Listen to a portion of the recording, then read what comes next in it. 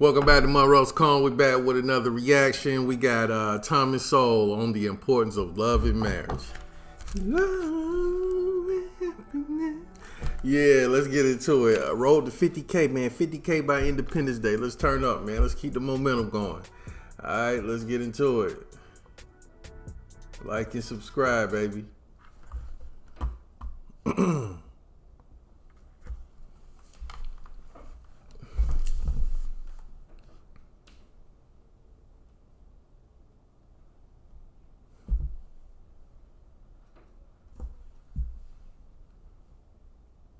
Segment 3, Love and Marriage. The Thomas Sowell reader. Quote, "It may be a sign of our times that everyone seems to be talking openly about sex, but we seem to be embarrassed to talk about love." Yes. Explain that one for me. Well, I can't quite explain why that situation exists, but I have some ideas about the consequences of that.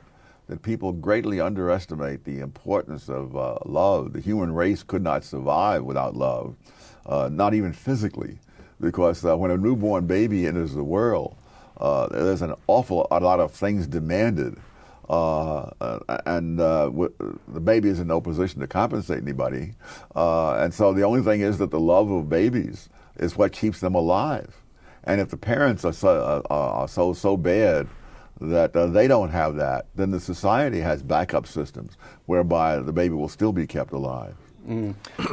Again, the Thomas Sowell reader. Love is one of those bonds which enable people to function and societies to flourish without being directed from above. Yes. Love is one of the many ways we influence each other and work out our interrelated lives without the help of the anointed. Yes. Now, of course, the theme that runs all the way through this book, as we've already established, is the anointed, the intelligentsia. And what you're saying here is, in fact, a kind of brutal analysis. You are saying that their drive to power Yes. is so extreme that in some way it leads them to smother their own natural instinct toward love and to disregard it in other people. Well, Is that fair? Or an overstatement? love is one of the things that makes it possible for us to live without the anointed telling us what to do. But there are other things, too, that create independence that the anointed are very much annoyed by, ranging from guns to automobiles.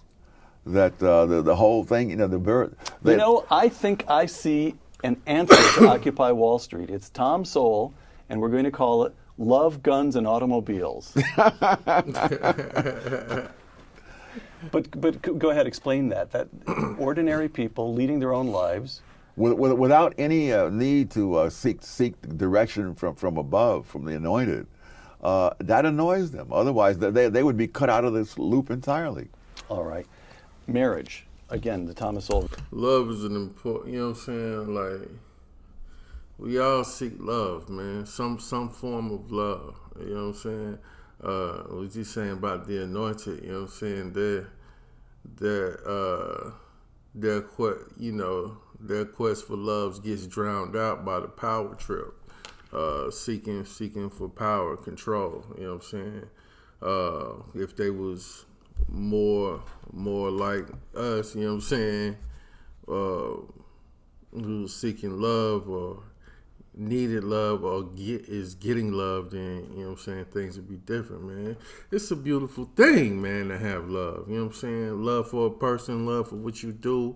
Love is a beautiful thing. It can be a terrible thing when, you know what I'm saying, it's not the other way, but we all want that feeling. We all want that feeling back when we lose it. You know what I mean? Reader, despite attempts to equate all right. Marriage, again, the Thomas Sowell reader. Despite attempts to equate married couples with people who are living together as domestic partners, married couples, genuinely married couples, not domestic partners, are in fact better off by almost any standard you can think of. Close quote. Income. People who are married have higher incomes. Domestic violence, the rate of domestic violence in marriage is a fraction of what it is among people who are simply living together.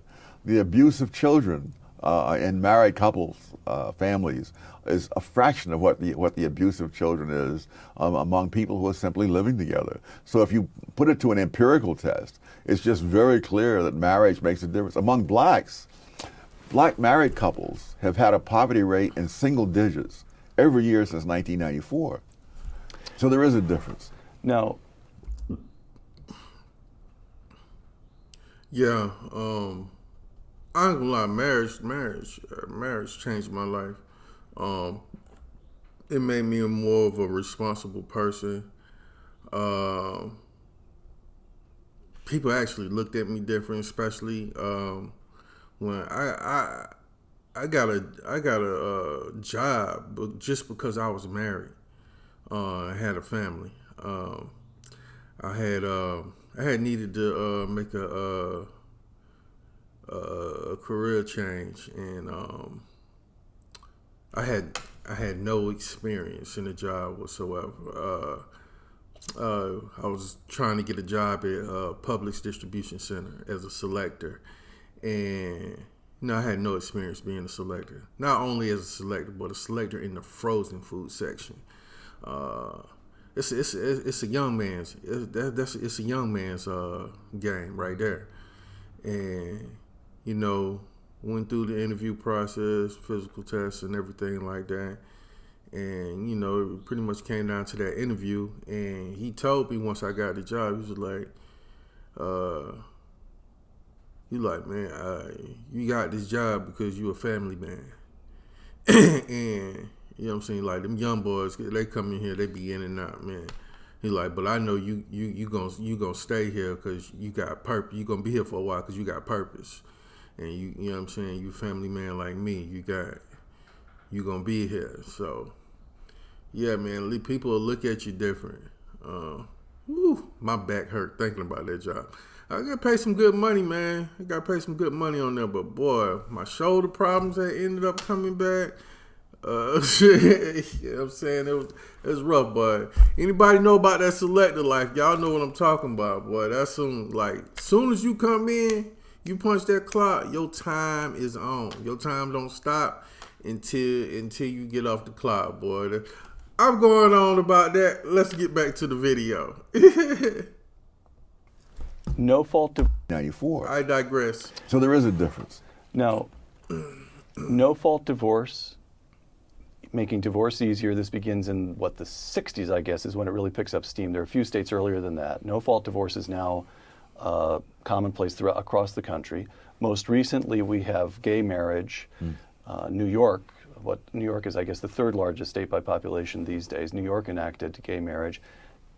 Is there am I reading too much? Would you see a continuum of a kind of animus against this fundamental institution of marriage? Yes. You would? Yes. The first draft of the Communist Manifesto, which Engels wrote, specifically wanted to dismember the family. And Marx decided that wasn't going to fly. And so when he rewrote it, he left that out. But that's been there. If you follow the left back over the past 2 centuries, you see in there one way or another where they try to undermine the decision-making autonomy of the family. They sense it as an enemy from the very beginning. Oh, absolutely. When Hillary Clinton said, it takes a village to raise a child, and someone said it takes a village idiot to believe that. What they're saying is they want to come in there and tell them. You see, it's part of the whole thing of third parties wanting to make decisions for which they pay no price when they're wrong. You see, when the parent raises the child the wrong way, the parent pays the price when the child goes down the tubes. But these third parties can sit back in their wherever they are, Washington or whatever, and if the things they tell us turn out to be wrong, it doesn't hurt them. For example, before we introduced sex education into the schools in the 60s, the rate of venereal disease had been going down every single year. Teenage pregnancy had been going down every single year. I think it was the rate of infection for gonorrhea in 1960 was half of what it was in 1950. So all these things were going down before the left came into the schools with their sex education. And all these things reversed and shot up immediately afterwards. But nobody paid any price. Nobody who pushed that paid any price for it. I ain't gonna lie. Sex education in the school, that scared me. You know what I'm saying? Them showing me all the diseases and stuff like that you could catch. That scared me, and I didn't have a kid until I was married. You know what I'm saying? Because I was so paranoid about what they showed me in school.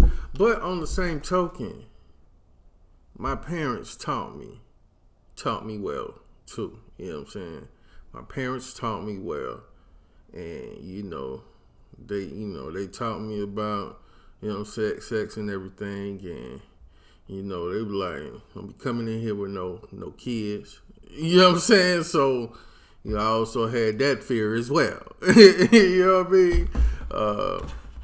I knew they would help me raise them, but you know what I'm saying? The kids but I didn't want to disappoint them, let them down. So, that was a big part of it as well. It's very interesting about that. It takes a village to raise a child.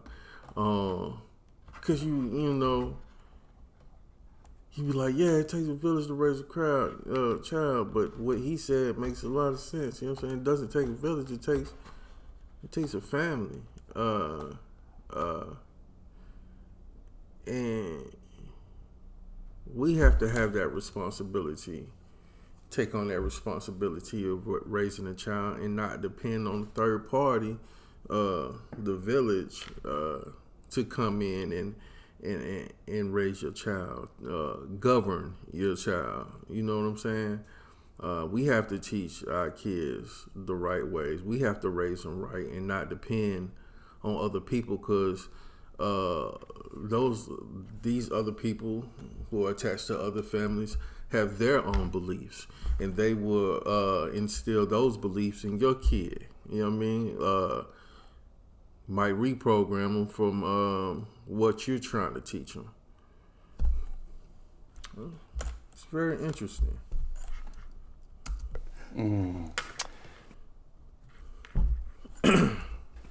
The Thomas Sowell reader. I'm going to quote you, and then I'm going to quote John Kennedy. Okay. All right? The Thomas Sowell reader. 4-letter words like love, duty, work, and save are hallmarks of people who make their own way through life without being part of some grandiose scheme of the anointed. People who make their own work and save. Sorry, y'all. I got this thing, you know what I'm saying? I've had it since I was a kid. Sometimes when I'm reading, I have to reread it. I don't. It doesn't all come to me at one time. And sometimes the same thing happens when I'm listening to stuff. I don't know what it is. You know what I'm saying? But I gotta go back because I ain't catch none of that. That just happened. And I'm going to quote John Kennedy. Okay. All right? The Thomas Sowell reader. 4-letter words like love, duty, work, and save are hallmarks of people who make their own way through life without being part of some grandiose scheme of the anointed or of government bureaucracies that administer such schemes. Close quote. Ask not, John Kennedy said, what your country can do for you. Ask what you can do for your country. And I thought to myself, I believe Tom Sowell would answer John Kennedy and say, no, don't ask what you can do for your country. That's already presumption and arrogance. Ask what you can do for your family. Yes. Ask what you can do to take care of yourself. Ask what you can do for your neighbors. Is that true? Oh, absolutely. I learned that people who are ordinary people knew far more than I did, even though they were not intellectuals. And even though I had read more books than they had, and so forth and so on. And I spent several years like that. And so I never had this condescending attitude toward ordinary people that so many intellectuals have. I realized those people know a hell of a lot. And they knew a hell of a lot more than I did about things that mattered. And I remember from that era, I finally reached the point where I had to ask the foreman, to borrow some money from him because Foreman, what were you working at this? a machine shop down on the Lower East Side, and to borrow some money from me from him, so I could ride to work on the subway and eat at the same time, and he lent me $5. And one of the most wonderful experiences I remember since then, decades later, when I'm in New York on a book tour, I phone him and invite him to dinner with his family. And we had dinner up at the top of the World Trade Center. Oh, how wonderful. And we spent the time, and when we parted, he and I were both on the verge of tears, you know, and that was the last time I saw him.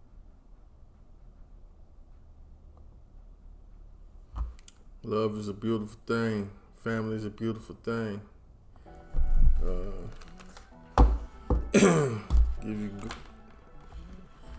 It raises your morals, your goals, your ambition. You know what I'm saying? Intentions to do better. Yeah, man. I ain't gonna lie. Marriage has made me a better man. You know, because before it was just for self. Now I got other people to take care of, other people to depend on me, people that I love, people that I care for. It increased my maturation huge. You know what I'm saying? Double, triple, quadrupled it. You know what I'm saying? Gave me more drive, motivated me more. And, that's all out of love. You know what I mean? So it's a beautiful thing, baby. It's a beautiful thing, man. It's a beautiful thing. To be loved, to be loved, to be loved. Y'all need it, baby. You know what I mean? Just think, man, people don't, it's crazy too, man, because love create great moments. Love starts wars. Yeah, I mean, but it's a beautiful thing to be married and love someone. We put our financial, like, soon as we got married, even before that, when we was planning a life together, we started getting our financials in order, because you know what I'm saying, you really start planning for the future then. So we get to getting all our financials in order, seeing who's gonna do what, who's gonna be on top of the bills, you know what I mean, getting our credit right, like everything. All right, let me know what y'all think about this topic, man, and so put it in the comments. We'll talk about it. All right, road to 50K, man. Give me a like for the algorithm and subscribe for the channel growth, man. All right, peace out. One love.